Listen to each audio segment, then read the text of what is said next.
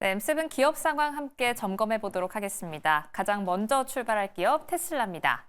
1%대 하락하면서 마무리하는 모양새입니다. 웨드부시 증권에서는 테슬라의 앞으로의 향방에 대해서 트럼프 2기에 더한 차량 판매의 증가로 올해 안에 시총 2조를 돌파할 수도 있다는 분석을 내놓고 있습니다. 더해서는 로봇 옵티머스의 수익화에 대한 기대감도 함께 표출을 하고 있는데요. 다음 주 빅테크들의 실적 발표가 앞에서도 언급이 됐듯이 예정이 되어 있죠. 테슬라의 29일 발표를 시작으로 예정되어 있다는 점 함께 짚어드립니다. 다음 기업 넘어가 보시죠. 두 번째 기업 엔비디아입니다. 엔비디아 역시 약한 하락세 보이면서 마무리가 됐습니다. 계속해서 이슈가 되고 있는 스타게이트, 역시나 이 안에서 최대 수혜주는 엔비디아가 될 것으로 보입니다. 특히 밑에 코멘트에는 땡큐 오라클이라고 적어뒀는데요. 이 오라클이 엔비디아의 GPU만 사용한다라는 소식도 함께 전해지고 있습니다. 대부분의 반도체 기업들은 빅테크들이 자체 AI 칩을 사용하고 있는 반면에 오라클은 엔비디아의 GPU만 사용하고 있다는 점 함께 체크를 해보셔야겠고요. 또 스타게이트가 시작된다면 엔비디아의 수요 증가는 그로 인해 불가피하다라는 분석도 나오고 있다는 점 함께 짚어보셔야겠습니다. 세 번째 기업 함께 보시죠. 세 번째 기업은 애플입니다. 역시나 0.53% 빠지면서 마무리가 됐습니다. 골드만삭스에서는 애플의 매출을 1%대 오를 것이다라고 분석을 하고 있는데요.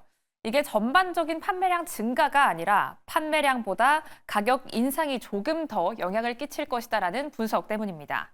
현지 시간으로는 30일 애플의 실적 발표가 예정이 되어 있죠.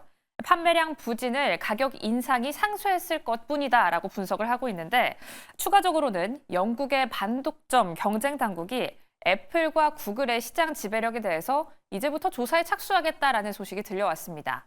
하지만 간밤 가장 뜨거운 이슈였던 다보스 포럼에서 트럼프 대통령의 연설 중에 다보스 포럼에서 유럽은 애플과 구글, 메타 등 미국 기업을 괴롭히면 안 된다라는 발언이 있었다는 사실까지 함께 확인하셔야겠습니다.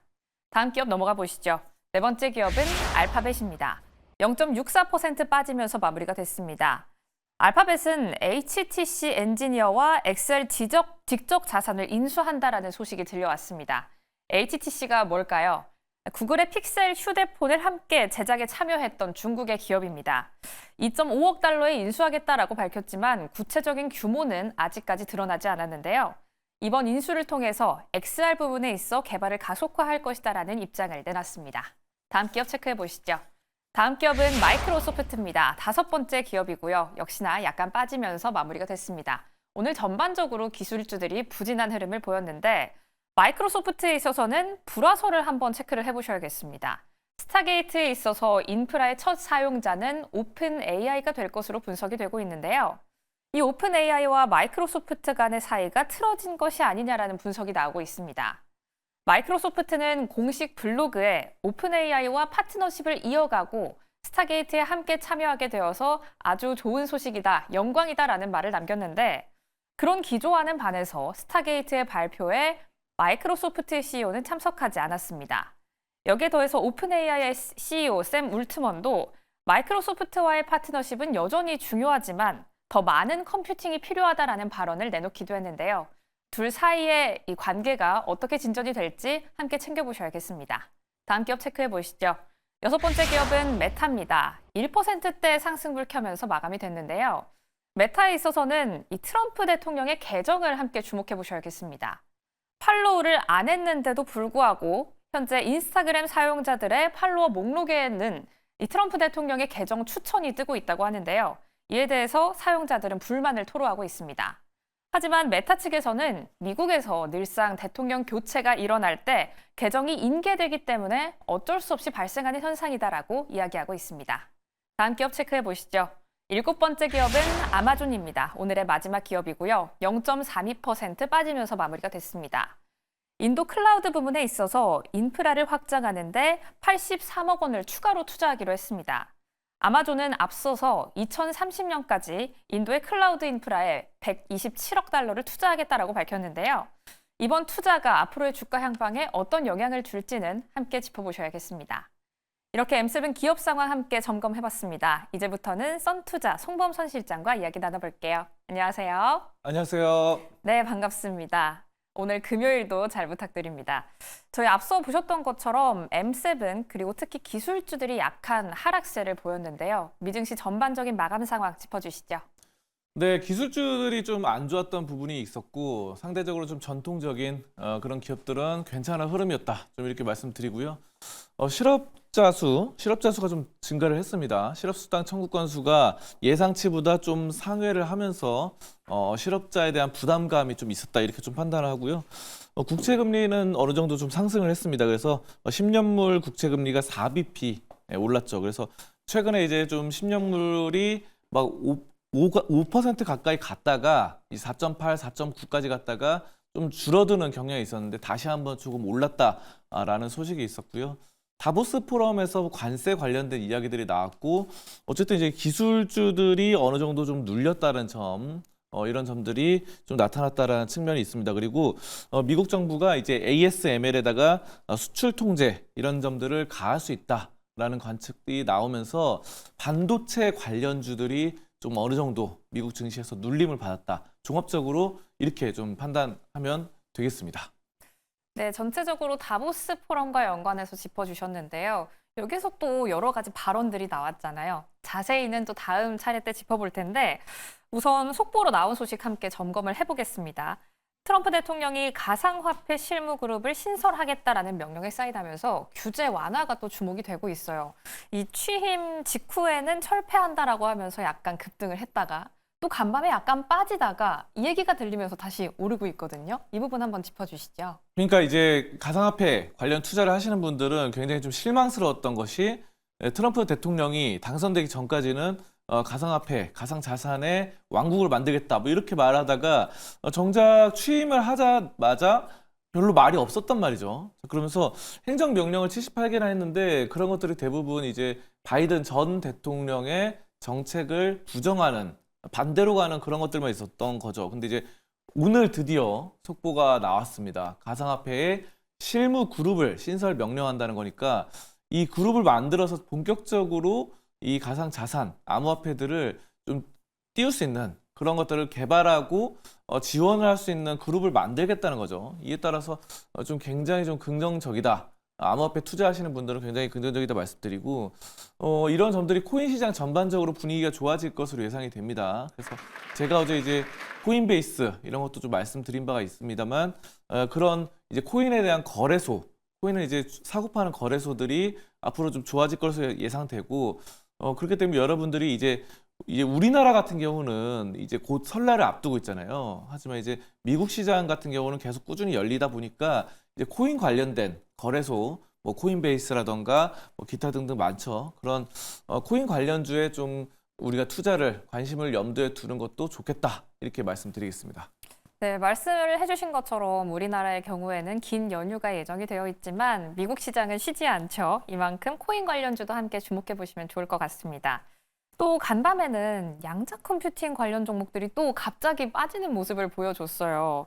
AI 규제 완화가 예상보다 또 강도가 낮다라는 생각에 좀 실망 매물이 나온 것 같은데 이 부분도 함께 짚어주시죠. 네, 정말 규제라던가 정책에 따라서 정말 많이 움직이는 것 같습니다. 코인도 그렇고 또 다보스 포럼 관련된 관세 관련된 정책도 그렇고 이 양자 컴퓨팅도 상당히 좀 그런데 사실 정책이 규제가 완화가 좀 실망스럽다라는 그런 말들도 나오지만 이런 말들도 나와요. 이제 AI를 좀 육성하잖아요. 네. 이제 그래서 AI 인프라를 육성하는 그런 점들이 나오는데 그런 점에 양자 컴퓨팅 역시 좀 포함되지 않겠나. 뭐라는 이런 말들도 나오긴 하는데 어쨌든 지금 최근에 이제 규제 완화가 좀 더디다. 규제 이런 점들을 긍정적 효과가 기대가 되는 부분도 있겠지만 지금 별다른 육성책이 구체적으로 나오지 않는다라는 근데 이것도 약간 심리적인 것 같아요. 그렇죠. 사실 AI 인프라를 구축하면서 스타게이트 프로젝트를 한다는 거는 결국은 첨단 기술 산업은 다 연결돼 있다고 저는 보거든요. 네. 그러니까 AI 육성을 하면은 AI를 뒷받침할 수 있는 전력기기도 발전을 해야 되고 그리고 그것들을 이제 빠르게 연산을 할 수 있는 사실 인공지능이란 거는 저는 굉장히 빠른 계산을 요한다고 생각하거든요. 양자 컴퓨팅 기술 같은 경우도 그렇잖아요. 14년 걸릴 거를 네. 5분 만에 하잖아요. 우리가 이제 이 뇌도 인간의 뇌도 굉장히 빠른 컴퓨터라고 저는 보고 있습니다. 그래서 생물학적으로 기계적으로 본다고 한다면은 자 그런데 이 정도 이거보다 더 빠른 이런 로봇을 만들거나 AI를 만든다고 했을 때는 양자 컴퓨팅 기술이 필수적이라고 봅니다. 그래서 물론 뭐 20년이 걸린다 이런 말도 있지만 젠슨 황의 말대로 그렇지만 20년 뒤에는 실제로 만약에 양자 컴퓨팅이 완성되면은 저는 이 AI 기준에서 봤을 때 우리 인간의 뇌보다 더 발달된 AI가 나올 수 있다라고 판단합니다. 왜냐하면 우리 인간은 14년 걸릴 거를 5분 안에 계산을 못 하거든요. 우리는. 네. 그렇기 때문에 그런 AI, 훌륭한 AI를 만들기 위한 미국의 스타게이트 정책, 뭐 소프트뱅크 등등이 참여했던 오픈 AI 등등 이런 것들을 완성시키는 단계가 저는 양자 컴퓨터라고 보고 있기 때문에 지금 뭐 정책이 구체적으로 나오지 않았다고 해서 실망하는 부분도 있겠지만 어느 정도 쉬어가는 거고 이번에 코인 정책이 갑자기 또 속보로 떴던 것처럼 네. 육성 정책, 뭐 신설 기구 만드는 양자 컴퓨팅도 좀 시간을 기다리다 보면은 또 정부 차원에서 신설, 정부 지원 이런 것들이 좀 나오지 않을까 저는 좀 그렇게 판단하고 있습니다.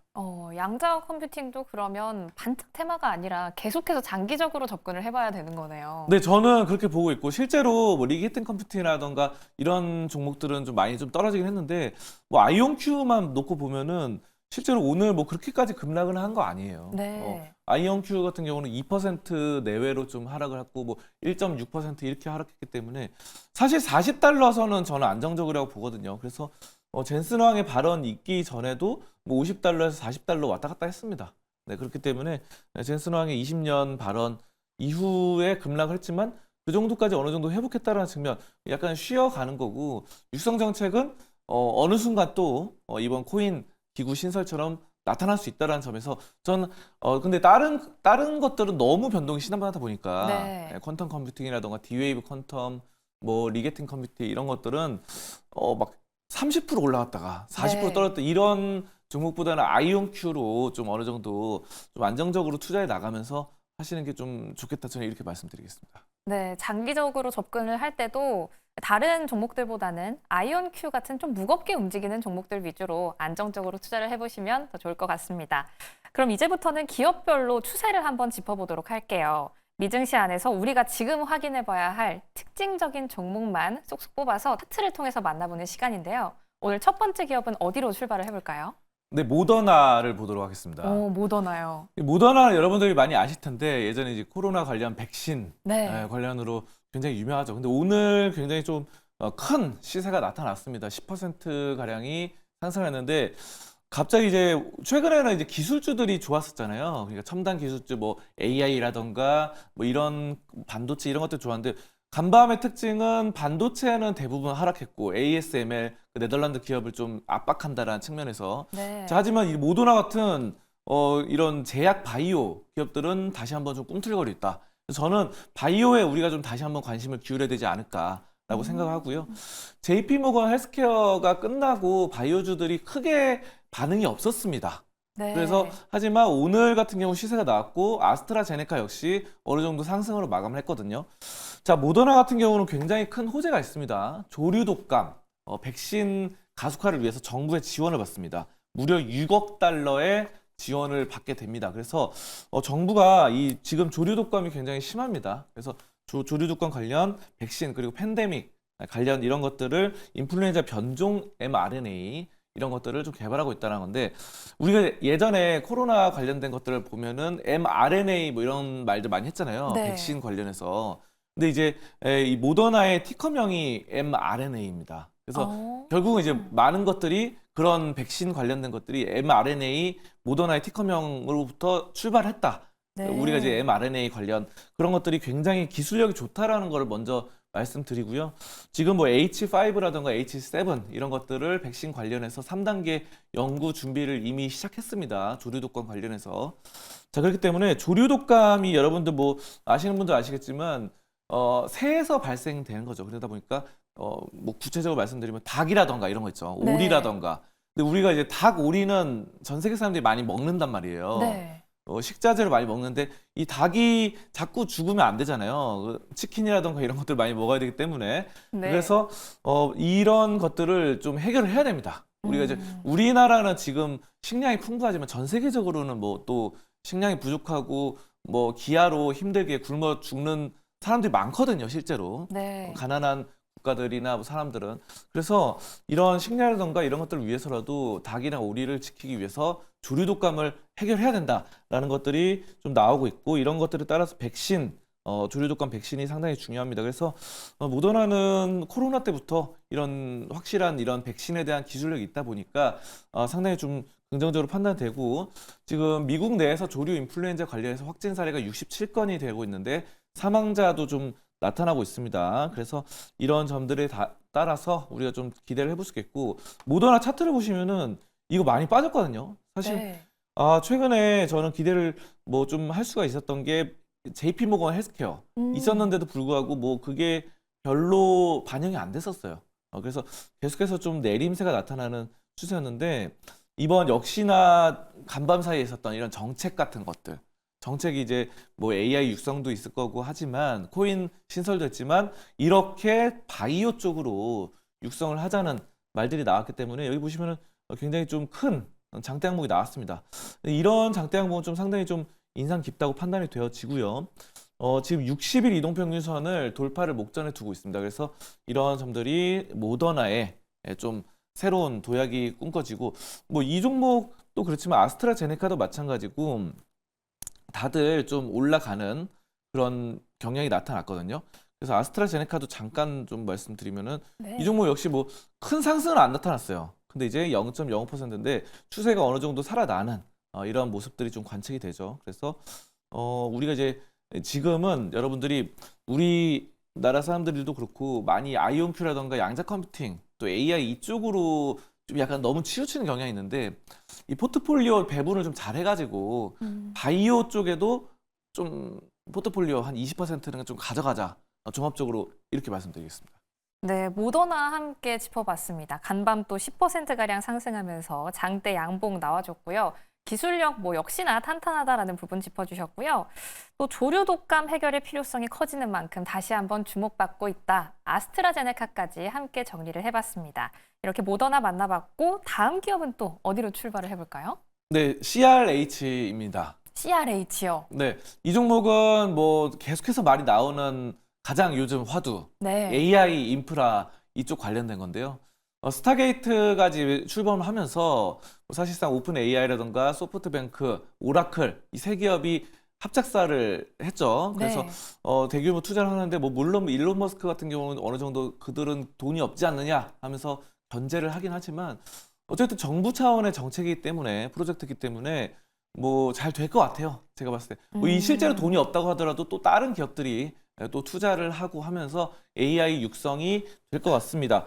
자, 근데 CRH 같은 경우는 세계 최대의 시멘트 제조사인데 왜 갑자기 시멘트냐 하실 수 있는데, 이게 바로 데이터 센터가 급증을 하기 때문입니다. 그래서 사실 AI를 육성하기 위해서 데이터 센터가 필요하다라는 측면에서 엄청나게 많은 건축 자재가 필요할 것이다 라는 말들이 나옵니다. 그래서 데이터 센터도 이제 건물처럼 만들어야 되기 때문에 네. 그런 측면에서 CRH 건축 관련, 시멘트 관련주로서 우리가 좀 주목을 해봐야 되겠다 이렇게 말씀드리겠습니다. 네, 스타게이트 관련해서는 건축 관련, 말씀해주신 것처럼 시멘트 관련 종목까지 주의 깊게 봐야 할 것 같습니다. CRH 함께 짚어봤고요. 언급을 해주신 부분 중에 마이크로소프트 이야기를 또 해주셨는데, 제가 M7 브리핑할 때도 준비를 하면서 찾아봤지만 오픈 AI와의 불화설 얘기도 또 나오더라고요. 마이크로소프트 한번 짚어주시죠. 그렇죠. 마이크로소프트가 원래 이제 오픈 AI와 독점 계약이 있었어요. 네. 2019년부터 있었는데 이게 좀 위기설이 나왔습니다. 왜냐하면은 지금 아시다시피 아까도 말씀드렸다시피 오픈 AI가 지금 다른 기업들과 네. 힘을 합해가지고 소프트뱅크와 오라클 등등과 합쳐서 스타게이트를 하다 보니까 이 독점 체제가 무너지는 거 아니냐라는 말들이 나오고 있다 보니까 마이크로소프트의 위기가 나왔는데 실제로 말씀드리면은 2030년까지 계약 기간이라고 합니다. 그렇기 때문에 파트너십이 그대로 유지가 된다, 걱정하지 않아도 된다라는 측면을 우리가 좀 보시면 될 것 같고요. 마이크로소프트 역시 좀 잘하는 기업이고 지금 양자 컴퓨팅 관련해서도 좀 긍정적인 부분들 말씀드리고, 어쨌든 오픈 AI와 2030년까지 유지가 되다 보니까 그렇게까지 걱정할 필요는 없고 이런 것들이 뭐 중간에 파기되고 이런 건 아니다라고 저는 마이크로소프트 좀 긍정적으로 좀 보고 있습니다. 그래서 마이크로소프트 역시 좀 괜찮은 흐름들로 나타나고 있다라는 측면 말씀 좀 드리도록 하겠습니다. 네, 이 오픈 AI와의 좀 불화설 이 부분이 다시 한번 조명을 받긴 했지만 그래도 2030년까지의 계약이기 때문에 또 중간에 파기의 가능성은 뭐 없다라고 생각을 해보면서 너무 걱정은 하지 않아도 된다라고 언급을 해주셨습니다.